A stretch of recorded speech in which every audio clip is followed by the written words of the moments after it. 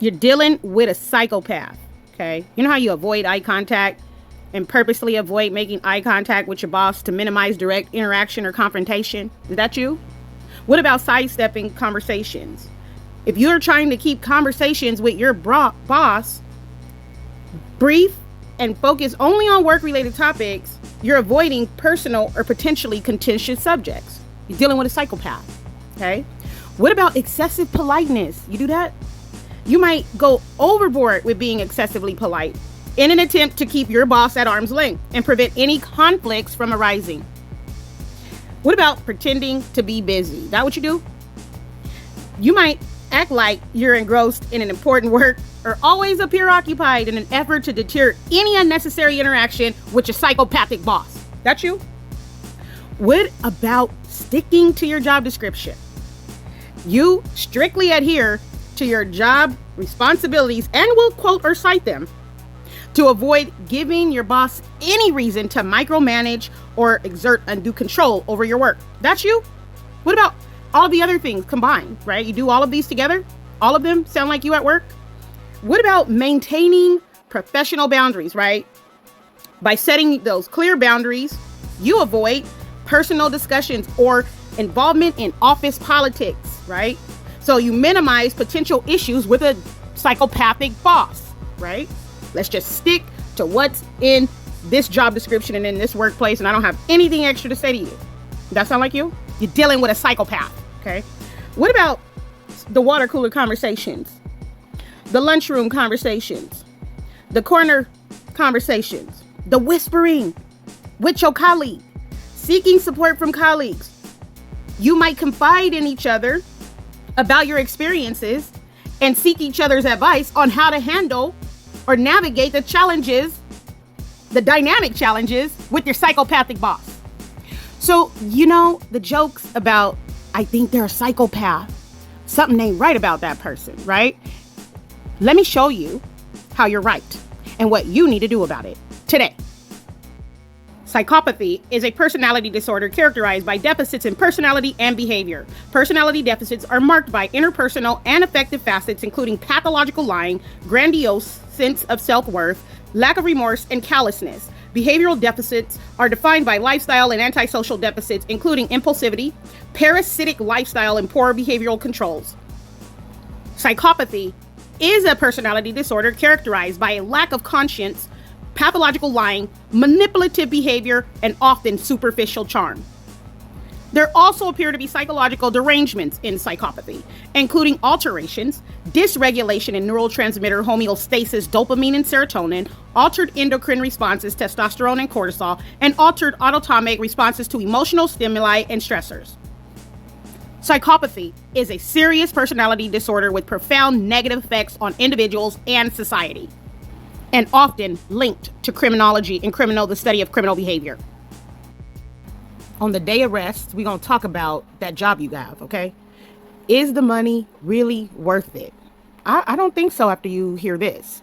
Let's go. New psychology research reveals how managers' psychopathic traits are linked to employees' well-being.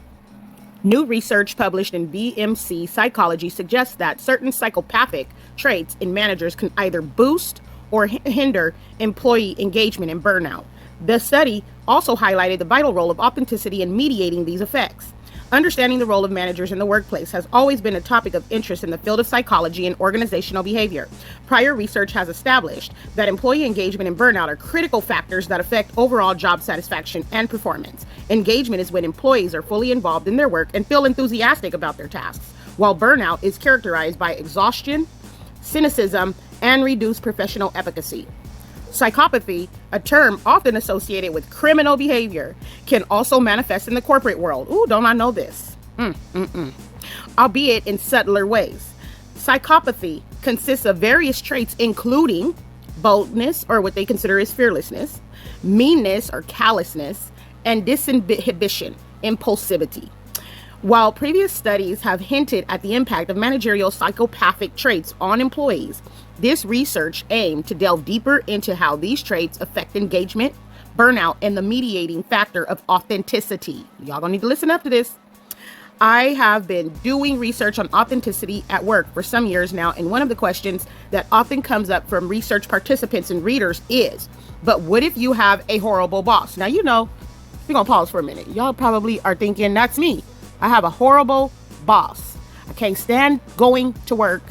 I don't like seeing them when they come. I got to bend the corner, maybe act like I got to go to the bathroom, try to avoid conversations and meetings, etc., etc., etc. And if you're that horrible boss, you need to get your psychopathy checked out. Seriously. Because you see, it's linked to criminal behavior. Okay, so let's go on. Because I can get triggered about this. Because I know some people that are just mean and callous and think that that is what power looks like. But really, they're psychopathic. Okay? So can you really be yourself if you're in a difficult situation at work? Explains study author Anna Sutton, a senior lecturer in organizational psychology at the University of Waikato. Previous research has shown that a sense of psychological safety is important for us to feel able to be true to ourselves at work.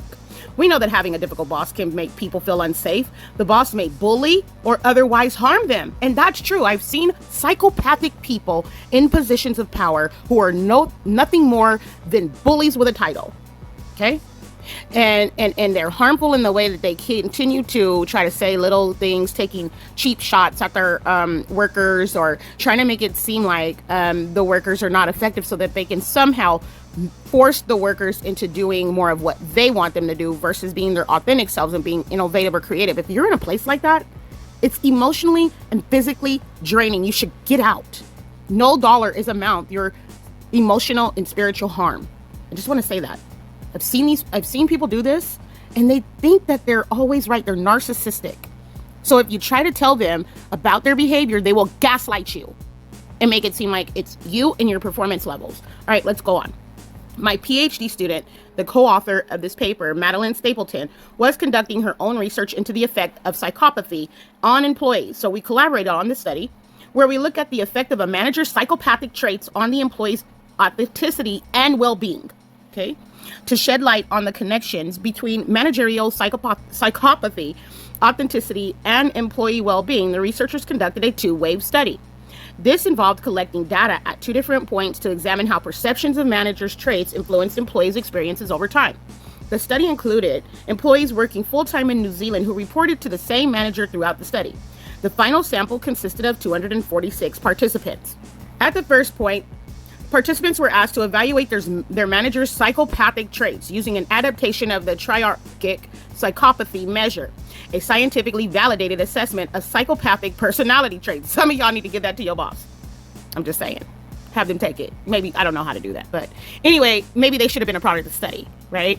Let's go on. At the second time point, they completed questionnaires regarding their own well-being at work, including engagement and burnout. And this is the part that, you keep hearing these words throughout the article: wellness, engagement, burnout, right? And I really want you to think about what those words mean and how they impact you. And if you don't know, like I said, these people are always doing research on us. You need to research back. Go and do research so that you're fully informed and aware of what people are saying about you and how it applies to your life. Okay? They forever doing research. You need to be researching too. All right. Additionally, authenticity, a key mediating factor, was assessed among employees. Authenticity in this context refers to the ability of employees to be their true selves at work, expressing their values and personality genuinely. It's important to note that authenticity isn't limited to self-awareness, but also includes enacting a role that feels true to oneself within the workplace. So they're telling you what authenticity means in context of this study, right? This is what they measured. Authenticity, a key mediating factor, was assessed among employees, and authenticity in this context of the study refers to the ability of employees to be their true selves at work, expressing their values and personality genuinely, right? And the authenticity that they measured and assessed and evaluated it wasn't limited to self-awareness, right? But it included enacting a role that feels genuine in the workplace. So like some of y'all, and I get it because I did it. And let me tell you something. I'm the person that'll walk away because time is a resource, and it's the most important resource that you have. And you cannot get your time back. You can't buy any extra time, and nobody can sell you any time. And so you need to evaluate how much time are you going to give to to psychopathic people who don't value your talent, gift, and ability, who have no kind of sympathy towards, your desire to be innovative, creative, and bring forth your genuine potential. They don't even want to hear that. They want to make mini thems. They're looking to make and manufacture and compel out of being managers a whole bunch of mini little thems, right? Many little thems that'll go around and do everything like they do, say everything like they say, be everything they want them to be, and you can't even bring your full self to the table. Get out of there. I have walked away from 3-figure positions, and I'll do it again. And I'm not even playing. People say, you're dumb for doing that. No, I'm not, because I'm not going to let this psychopathic person kill me. Do you know how many people die from heart attacks, toxic stress, all kinds of high blood pressure stuff? Yeah, no, I'm not going to do that. And it's a, spiritual impact and a spiritual war that I refuse to engage in with psychopathic, wicked bosses. Let me add a word in, okay? I'm just going to do that. All right. So then you have the researchers found that managerial boldness characterized by confidence and charm had a positive association with employee engagement when employees perceived their managers as bolder. They reported higher levels of authenticity and subsequently greater engagement with their work.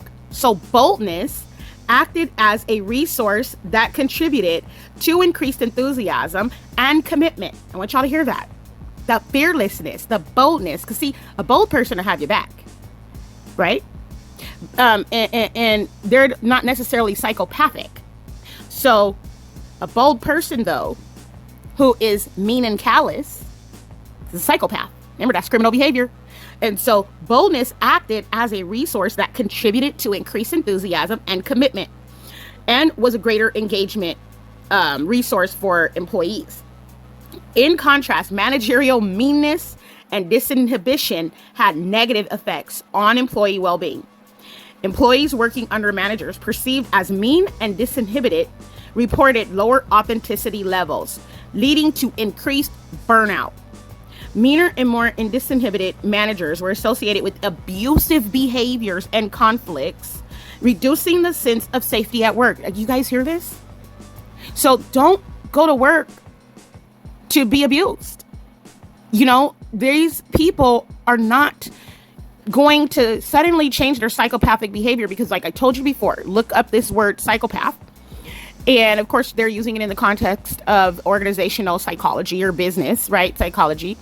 And looking at this behavior from the perspective of this person didn't just arrive at being a psychopath, mean, callous, and impulsive, disinhibition, overnight. So they're definitely not going to just change, right? Overnight. So I really want you to be thinking about that. And do you think that they're going to stop? How many talks are you going to have? Burning you out. Emotionally abusing you. I see it come up with psychopathic leaders and psychopathic so-called, leaders, I'll call them that. People that are in charge, quote unquote, and they are bosses, quote unquote, right? And think they have power, quote unquote. I'm saying what you hear them saying and how they refer to themselves. And they're really just wicked tyrants who don't care about your contribution, who typically can't even see the ways you contribute because their narcissism blinds them. Okay. And so they'll treat you and your contribution and your potential and your gift and your talent and your skill and your ability as a small thing. And they're just constantly talking about themselves as if they were with you from birth all the way into the workplace, training you to have this wonderful skill and to add this value. And so like nothing that happens in the workplace is attributed to you unless they want you to do more, and then they'll give you an award. And then they'll abuse you after they give you an award. And I want you to think about that. If you get, or if you're abused in the workplace and you get an award or you get a promotion or you get something, and then right after that they turn and abuse you, aren't you in a domestic violence kind of situation? Like, people do this all the time. They reward employees and then to keep them close to them so that they can produce more work, and then they start to abuse them again. If this is resonating with you, really consider you got to go. You don't want to be spiritually, potentially, with your potential, emotionally and physically dead while trying to hide all of the things that you can bring to the table just so you can deal with a psychopathic boss. It ain't worth it. There's a whole bunch of other opportunities for you. And maybe something that you haven't even, thought about getting involved in, right? Don't be scared. Just go and try it. It may be the thing that you love, and you can be authentic and bring your innovation and creativity to the table. But I just caution you on staying in abusive situations, because you're just going to keep getting abused. And then the likelihood of that person changing is slim, very slim to none. All right. These are things that people have learned over their lifetime, right? Just like you learned your skill, value, and, what to bring to the table, and you keep building off of that over a period of your life. All of the things in your life contributed to who you are today, right? Whether good, bad, whatever. But that doesn't mean that you allow people to use you, they're users, okay, and mistreat you or harm you. Understand your safety zone. Understand creating healthy boundaries in the workplace or organizations. Even, it doesn't matter, they can be nonprofit organizations, whatever, are places where you have to understand how to function with a healthy boundary. And if they don't want to give you the respect, I'm talking about human dignity and respect. I'm not talking about fancy titles and holding your pinky out, right? I'm talking about human dignity and respect. If they don't want to give that to you, walk away. You're not bound to that place or that organization. And you didn't go there to be enslaved by them, because it's a form of slavery. Being a manager who is mean or disinhibited makes us feel like we can't be ourselves at work. And that in turn increases our symptoms of burnout and reduces our engagement in work, Sutton told PsyPost. However, a manager who is bold, confident, and comfortable with risk-taking can provide the support we need to be more authentic. We know that a lot of organizations are trying to improve employee well-being. So our research shows it's very important to consider managerial traits and how they affect their workers. Interestingly, Sutton and Stapleton found that the direct effects of psychopathic traits on burnout were more pronounced than their effects on engagement. Y'all hear that? Psychopathic traits will burn you out more than they'll keep you productive and engaged. You need to understand what burnout means, right? We're going to go there, all right? And so managerial boldness had a stronger positive impact on engagement, but a stronger negative impact on burnout compared to meanness and disinhibition. This suggests that boldness might help in reducing the impact of other job demands that lead to burnout, possibly due to positive leadership styles and effective communication. All right. We were surprised that the psychopathic traits had a larger effect on employee burnout than engagement. Yeah, because that's a taskmaster. They are a tyrant, compelling and forcing through wicked means for a person to do something. And eventually a person's going to feel that force, feel that way that they're being made to do a job, and not able to bring their authentic, genuine selves to the table in the forefront, not being able to, it's like a machine, like, they're treating you like a robot. Let's just put in an input and make them, provide us with an output, right? Like an assembly line.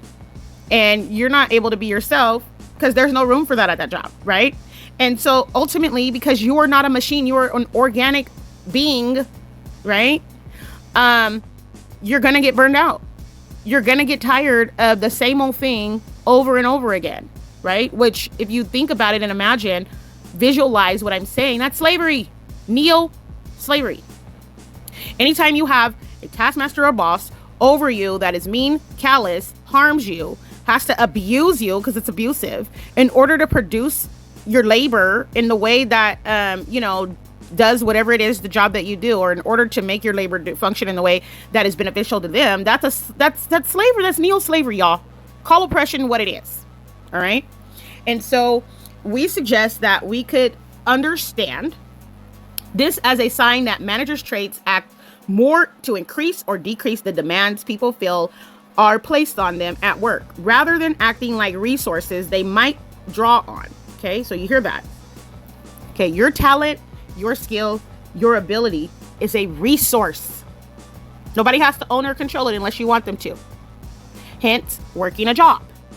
Nobody owns your labor. Nobody owns your talent, skill, and ability.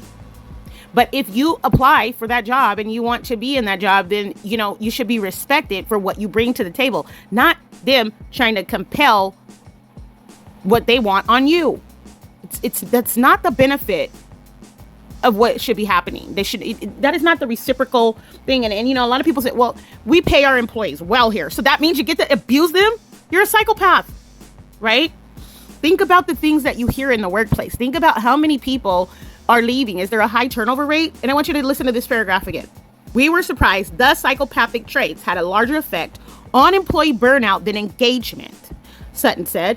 We suggest that we could understand this as a sign that managers' traits act more to increase or decrease the demands people feel are placed on them at work, rather than acting like resources they might draw on. So what are they treating you like?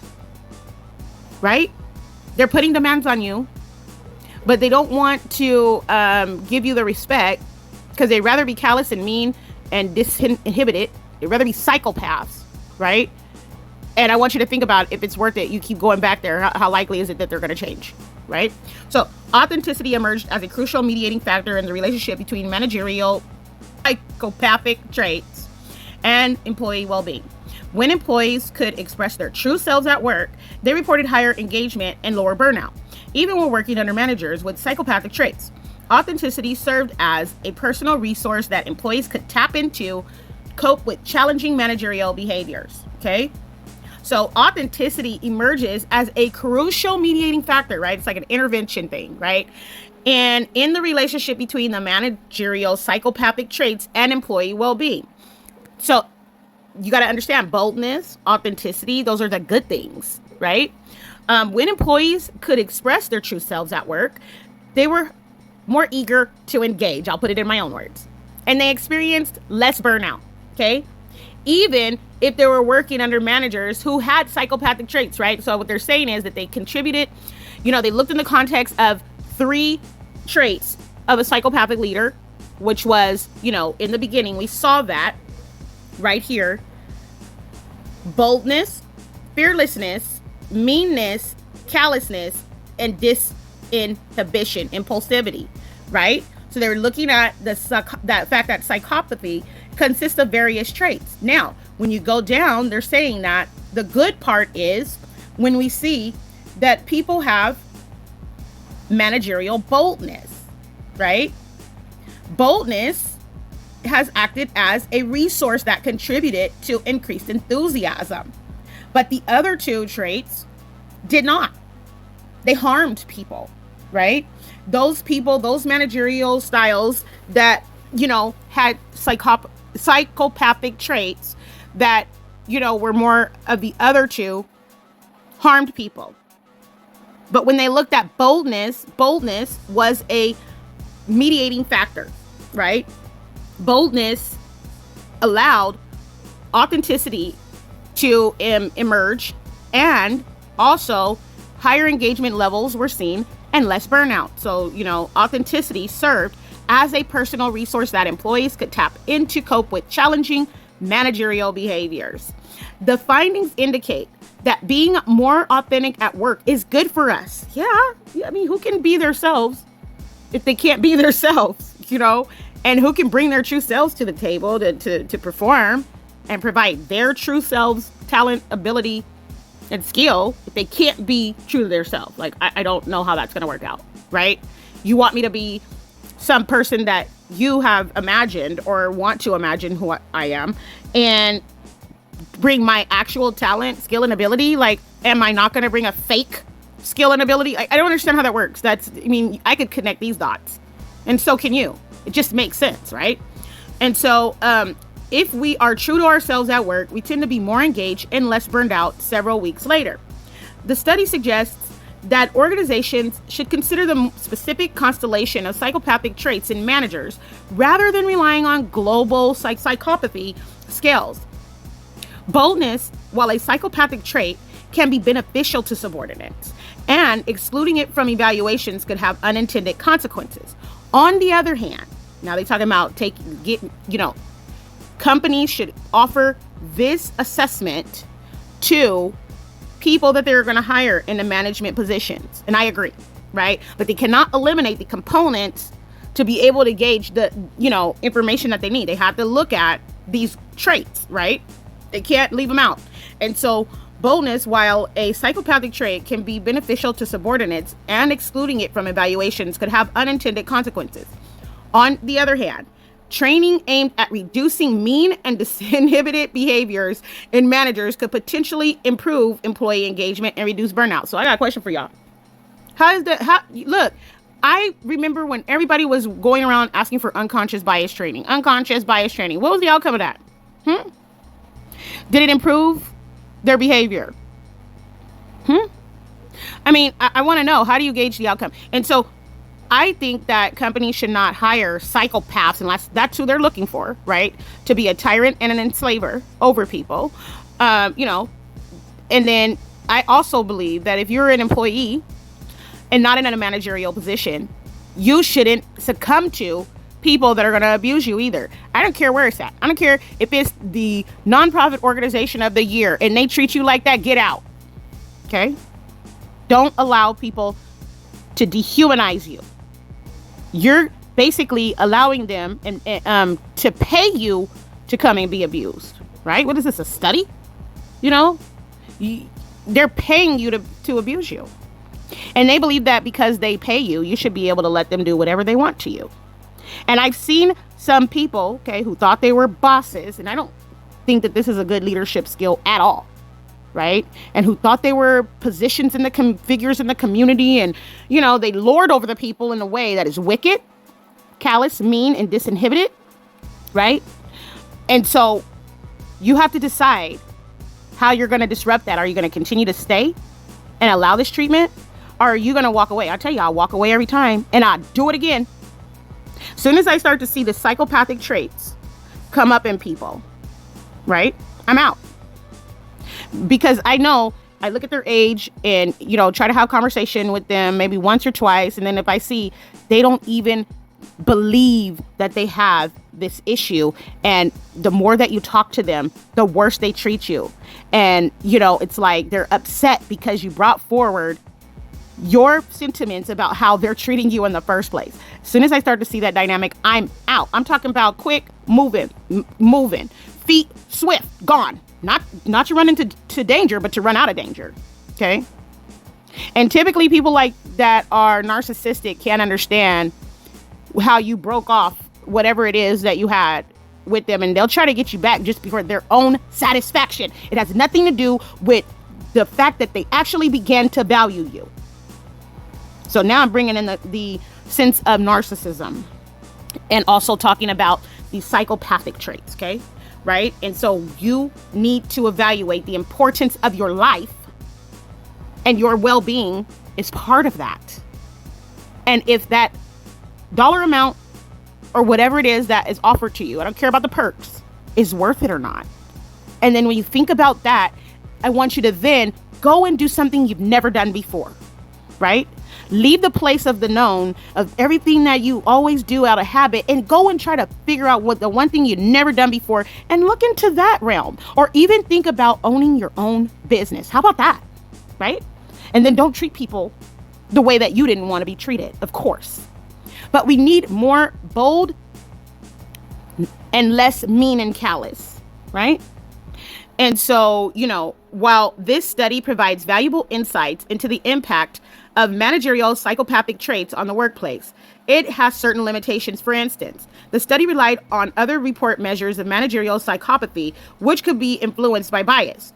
Future research may explore manager self-report or multiple measures to provide a more comprehensive view. We only looked at how employees perceive their managers, and we didn't ask managers to rate their own psychopathic traits. Sutton explained, it would be worth finding out whether managers are able to recognize these traits in themselves. I doubt it. Let me just finish real quick. We also don't know yet if there's a way to help employees to find ways to protect or build their authenticity when they are dealing with meaner or more disinhibited managers, although my lab is working on this at the moment. Y'all hear that, right? This is what the psychologists and the psychological study is telling you about organizational psychology, right? Like, there's not a current assessment tool that allows them to gauge what managers, say about themselves and their psychopathic traits, right?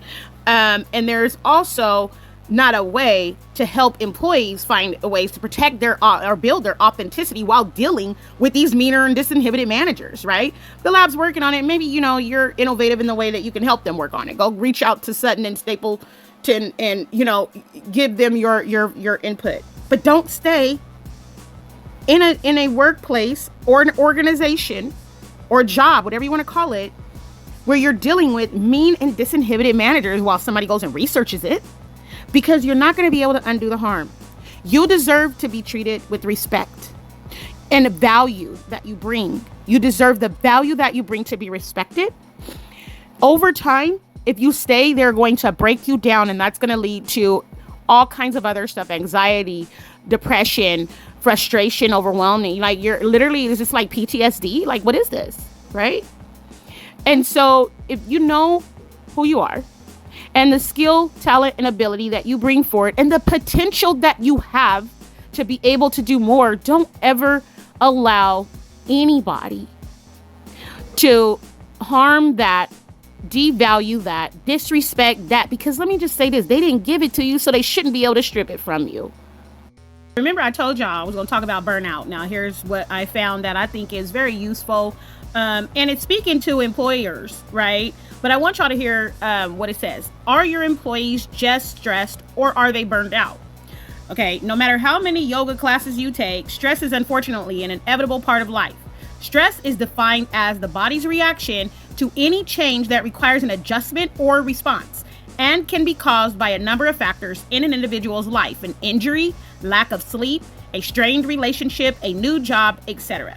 Between the pressure of meeting deadlines, long hours, personality clashes with coworkers, and worries about job insecurity, it's no surprise that the workplace is far and away the greatest source of stress for the majority of Americans. You hear that? The greatest, okay?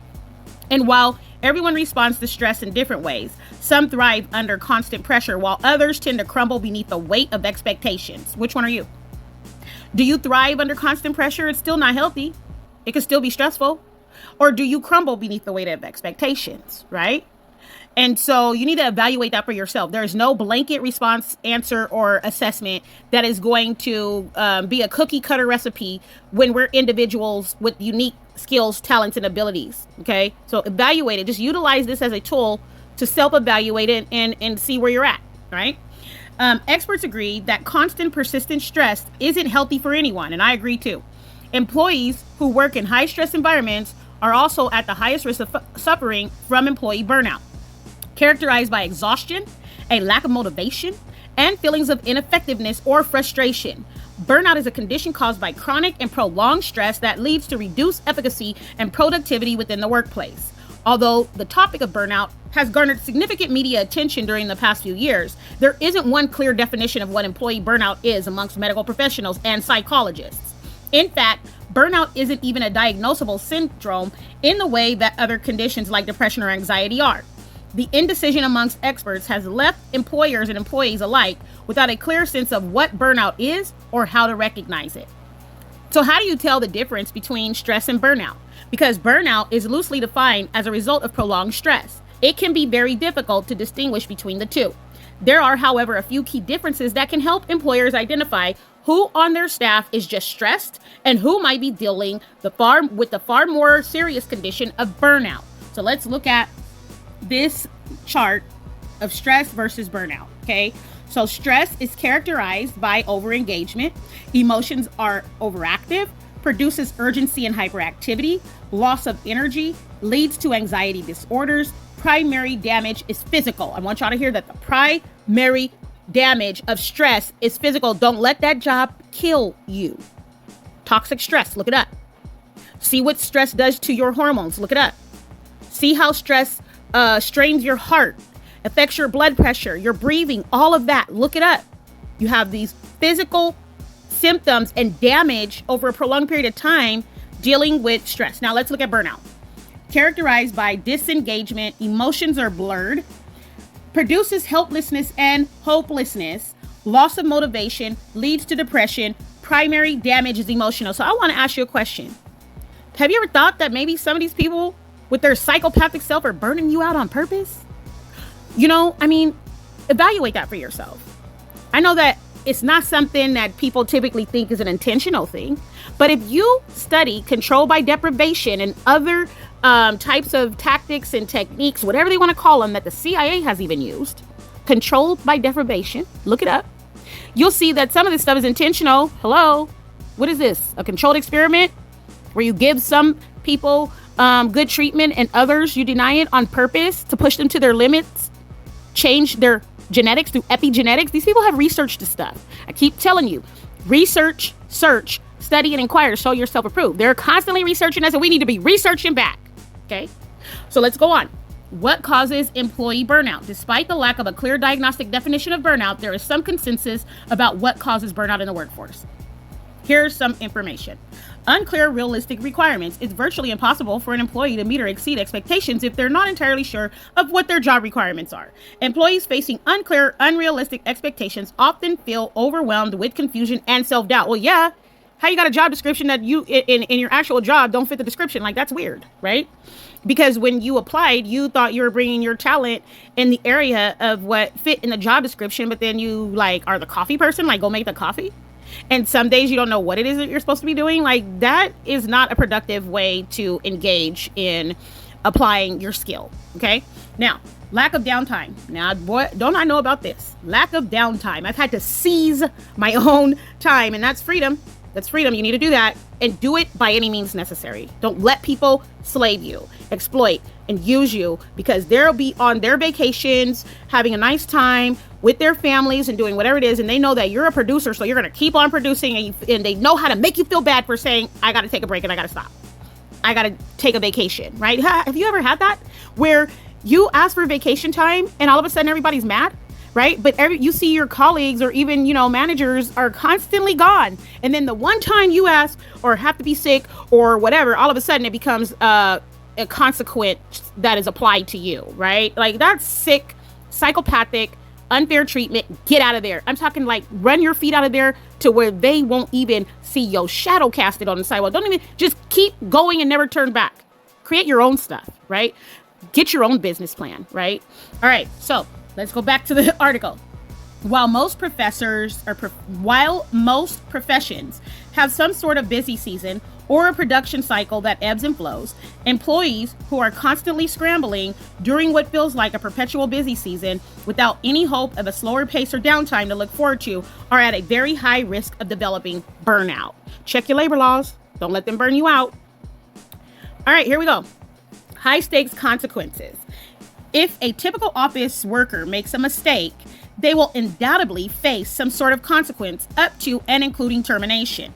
And while dealing with job insecurity is an unavoidable part of being employed, for some professions, it is by no means the worst thing that can happen if they make a mistake at work. Doctors, for instance, have to make decisions that can mean the difference between life and death for their patients on a regular basis. No wonder physicians have one of the highest rates of burnout. I would add lawyers to this list, right? People don't understand that you have to dot every I and cross every T and check and recheck and like study and constantly look and keep up with current court decisions and all of this other stuff in order to make sure that you practice law in the way that doesn't ruin someone's life because of one type of argument that you thought was going to work and it didn't. And so I don't always have all the fancy words to explain something, but I know the experiences of people who have had this kind of burnout and these high stake consequences. And I've been involved in those realms too, where I've had high stake consequences. If I say the wrong thing, as far as policy and legislation, that's the only chance you get, and you can't appeal it, and you can't do this and you can't do that. There's a lot that goes on, y'all, that you don't understand. So before you presume or assume anything, you should just study and show yourselves approved, right? And don't stay in a place where people are trying to exploit and use you by creating consequences that only apply to you, right? Other people are allowed to make mistakes, and for whatever reason, you make one mistake. And some of this is along racially inequitable lines. I already know, right? And then some of it is a woman and man thing too. I get it. And so, don't stay in places that abuse you like that. And if they're reportable institutions, report them. How do you think anybody's going to know that you're getting this unfair treatment if you never say nothing, right? Utilize your fullest capacity through the law to help yourself in situations where you know that there's unfair or discriminatory treatment taking place, all right? What are the consequences of burnout? In addition to the devastating physical, mental, and emotional effects burnout can have on an individual, employees, and their families, burnout can also cause a number of problems for employers, including increased rates of absenteeism, lower levels of productivity, reduced employee engagement, higher employee benefits costs, and higher incidence of conflict between employees. And we saw that in the other article. Go and check out more information. This is not the end all and be all. This is just one guide or tool that you can use to go dive deeper and do that self-evaluation and see where you're at in your life and in your workplace, and if that's the right place for you to be. Listen, don't ever get comfortable with doing the same thing all the time and never explore other, parts of your potential. All right. So check this out. Do more and further research. Think for yourselves. Don't stay in a place that is abusive. You can't get that time back. Time is a resource. Don't sign up to be willfully oppressed.